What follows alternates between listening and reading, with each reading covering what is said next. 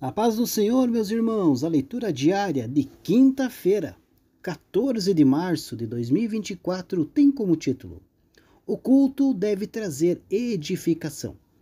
O texto bíblico encontra-se na primeira carta de Paulo aos Coríntios, capítulo 14, versículo 26, que diz assim: Que fareis, pois, irmãos, quando vos ajuntais, cada um de vós tem salmo, tem doutrina, tem revelação, tem língua, tem interpretação.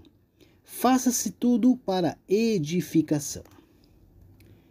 Queridos, o apóstolo Paulo, em sua carta aos Coríntios, aborda especificamente a importância da edificação na esfera do culto.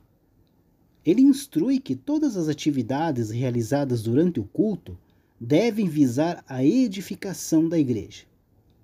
Isso significa que as práticas, os dons espirituais e os ensinamentos ministrados durante o culto devem contribuir para o crescimento espiritual e a unidade do corpo de Cristo.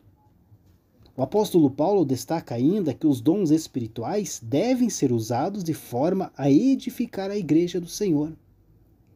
Por exemplo, aqueles que falam em línguas devem interpretar, para que todos possam ser edificados.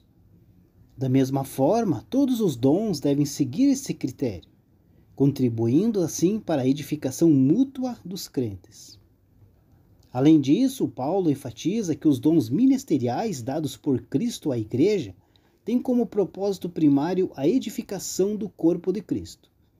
Isso significa que os líderes e ministros na igreja devem trabalhar para fortalecer, ensinar e equipar os crentes, capacitando-os para o serviço e promovendo a unidade e o crescimento espiritual.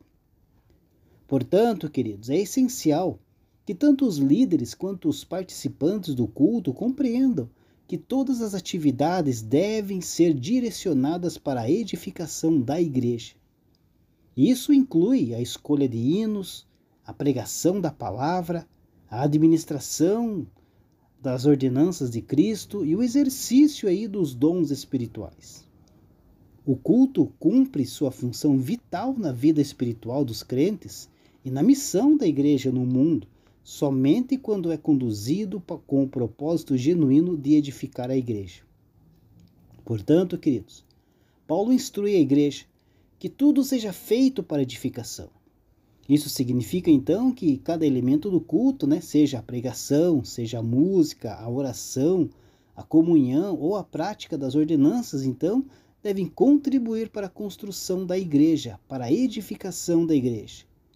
Então, não se trata apenas de uma experiência individual, mas de um esforço coletivo para crescer em fé e amor.